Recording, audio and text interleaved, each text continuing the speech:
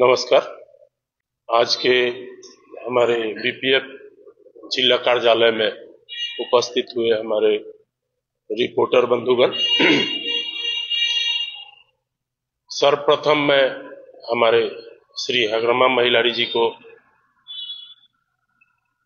ये शुभेच्छा देना चाहूंगा और एब्सोल्यूट मेजोरिटी लेके उन्होंने सरकार बनाया, इसके लिए बहुत बहुत धन्यवाद। और हमारी शुभकामना रहेगी इनकी एज ये 1000 साल तक जिए और बीटीसी को सर्विस देते रहे। यही हमारी ईश्वर के से हमारी कामना है। कल मैं सोशल मीडिया पर एक प्रेस वार्ता देखा जो उदालगुड़ी से कुछ लोगों ने दिया था और वो लोग हम लोगों के ही बारे में बोल रहे थे जो ये लोग 1 या 2 साल से बीपीएफ में आए हुए हैं। तो हम कब से हैं ये हमारे पार्टी के जिला एवं सेंट्रल के जितने भी हमारे पदाधिकारीगण हैं उनको मालूम है और हमारे हगरमा सर जी को भी मालूम है। बीटीसी क्रिएशन होने के बाद हमारा कोई संगठन नहीं था, हम लोग बिखरे हुए थे, था भी तो छोटा छोटा, किसी को मालूम ही नहीं पड़ता था।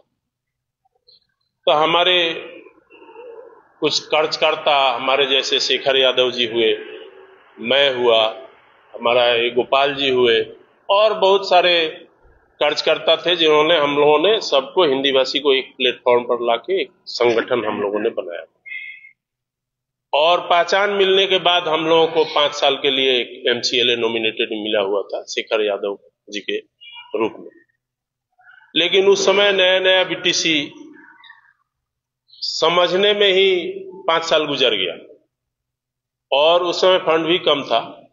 उसके बावजूद भी उदालगुड़ी से लेके बक्सा, चिरांग, कोकराझार, उस समय तामुलपुर नहीं था, तो जहां जहां भी जरूरत पड़ा वहां वहां फंड दिया गया था यादव जी की तरफ से। और उस समय फंड भी कम था। तो कल के प्रेस वार्ता में मैं सुना कि उस समय उपेक्षा किया गया था उदालगुड़ी को, लेकिन ये सही नहीं है। और कल के प्रेस वार्ता में कुछ लोगों ने बताया कि कोई है संतोष जी, हमारे हिंदी भाषी सेल के प्रेसिडेंट हैं, तो उनको हर जिले से समर्थन मिला हुआ है एमसीएलए के लिए। ये गलत है। आज तक हमारा सीडब्ल्यूसी हिंदी भाषी सेल का मैं बहुत बार बोला कि आप लोग मीटिंग कीजिए, मीटिंग करके अगर 1 से ज्यादा नाम है तो आप हमारे चीफ सर को एक पैनल भेजिए, अपना नाम ही ऊपर रखिए और जिसको वो चुन के भेजेंगे हम लोगों को सर्वे मान्य होगा। और अभी भी मैं कहता हूं कि हगरमा महिलारी सर जी जिसको भी चुने हम लोग उनको अपना नॉमिनेटेड एमसीएलए मान लेंगे और जिसमें काम करने का क्षमता है, योग्यता है, जो हर कम्युनिटी में पॉपुलर है, हमारे हगरमा सर जी को, हमारे चीफ सर को ये मालूम है और उसी हिसाब से वो निर्णय लेंगे और वो निर्णय हम लोगों को सर्वे मान्य होगा।